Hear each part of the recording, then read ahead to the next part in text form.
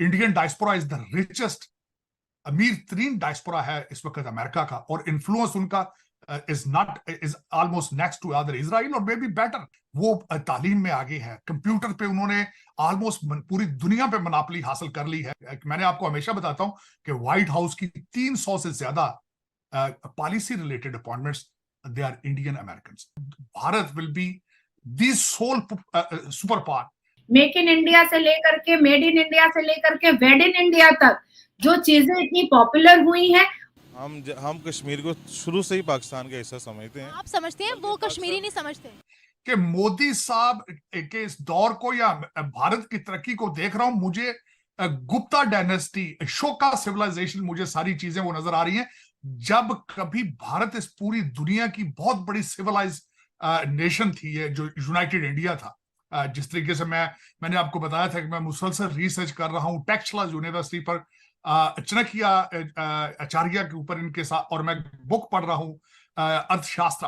तो मैं इसमें कोई शक नहीं है कि वो दौर दोबारा आने वाला है जब Bharat will be the sole super power. लेकिन इसमें मोदी साहब जैसे लीडर का होना बहुत जरूरी है।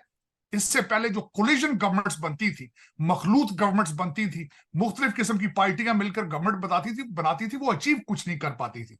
तो इस वक्त सबसे ज्यादा मैं समझता हूं भारत की तरक्की का सीक्रेट मोदी साहब की लीडरशिप है, उनकी डिटर्मिनेशन है, उनकी डेडिकेशन फॉर इंडिया। तो रशिया के प्रेसिडेंट हैं पुतिन, उन्होंने भी बहुत बाकायदा तौर पे ना सिर्फ तारीफ की इंडियन प्राइम मिनिस्टर की, बल्कि ये बोला कि इंडियन प्राइम मिनिस्टर किसी से डरते नहीं, किसी के दबाव में नहीं आते। एक लीडर के अंदर जो एबिलिटीज होती है, टीम बिल्डिंग होती है। उनकी टीम आप देख लें, उनके ग्रिप देख लें सब्जेक्ट के ऊपर कि किस तरीके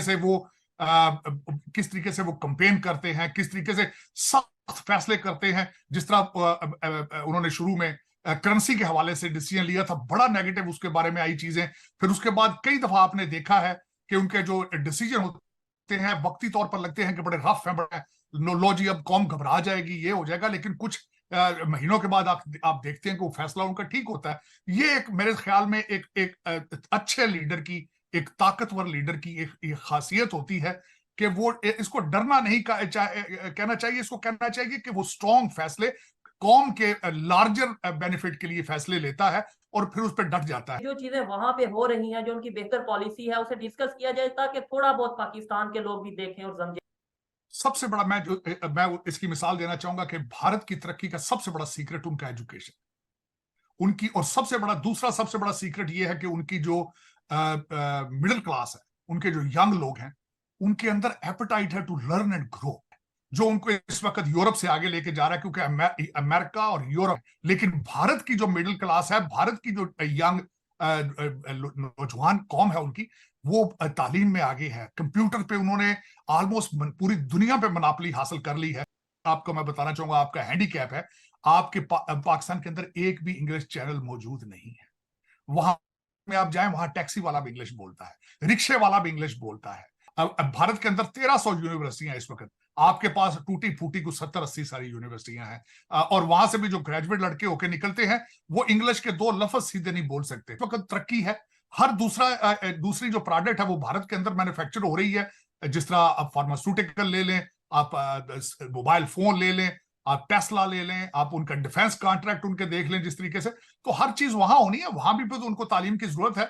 और जो लोग यहाँ से इनके आईवी लीग स्कूलों में, बड़े स्कूलों में पढ़ रहे हैं बच्चे भारत के, उनको अच्छे पैकेज मिल रहे हैं भारत में, वो जाना पसंद करते हैं।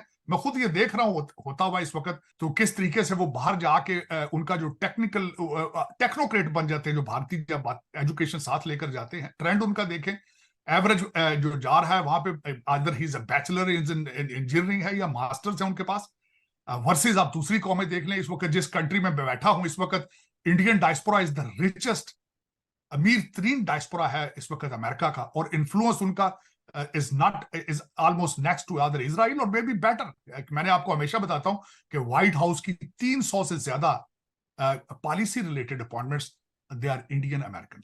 तो उसकी वजह यह है कि वो पढ़ लिख के यहाँ आए थे, या उन्होंने यहाँ आके मजीद पढ़ा है। हमारा डिफरेंस ये है कि हमारे ज्यादातर डायस्पोरा इलीगल बॉर्डर क्रॉस करके गाड़ियों के डिगीज में, ट्रक्स में आता है यहाँ पे। उनकी परफॉर्मेंस पिछले अगर देखा जाए 2 दहाइयों में एक्सीलेंट है, तालीम में बहुत आगे है।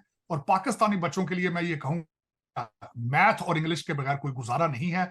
मैं हमेशा आपसे अपील करता हूं कि आप इंडियन मूवीज देखते हैं, आप इंडियन गाने सुनते हैं, लेकिन कभी उनकी खबरें भी सुने, कभी ये भी देखें उनकी तरक्की के सीक्रेट क्या है। आर्टिकल 370 वहाँ कश्मीर के मुसलमान ही कहते हैं कि बहुत अच्छा हुआ हट गया है।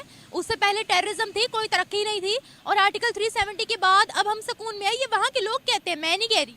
अच्छा, तो वो 370 हट गया तो वो कोई ना कोई प्रेशर होगा ना, वैसे तो नहीं हो सकता। प्रेशर क्या होना है प्रेशर जैसे मुसलमानों के साथ वहाँ पे सलूक होता है। सर? वहाँ पर मस्जिदें भी हैं, वहाँ पर मंदिर भी हैं, मैं कश्मीर की बात कर रही हूँ। आप कभी एलओसी पर जाएंगे ना, आपको इतना बड़े बड़े स्पीकर्स नजर आएंगे मस्जिदों के ऊपर, और क्लियरली आप अजानों की आवाज़ सुन सकते हैं।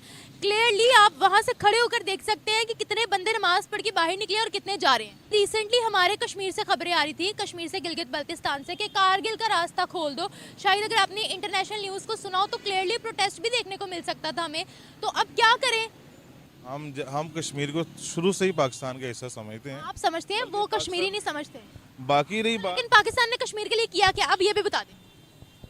पाकिस्तान ने कश्मीर के लिए क्या किया? तकरीरें की हैं, और क्या करना है। और पाकिस्तान ने स्पीचेस दी हैं जी, जैसे अब भी कर रहा है जो फ़लस्तीन में हो रहा है। तो Pakistan just according to my जो लास्ट लेटेस्ट जो था ना मेरे लिए अबाउट फ़लस्तीन, तो पाकिस्तान हर जगह पर जस्ट स्पीचेस दे सकता है और करप्शन में नंबर 1 ये लेता जा रहा है। आपको लगता है कि जिनको 15 से 20 रुपए किलो का आटा मिल रहा है वो यहाँ आटे की लाइनों में लगने के लिए आएंगे? आप लिटरली सोचते हैं ऐसा? कौन?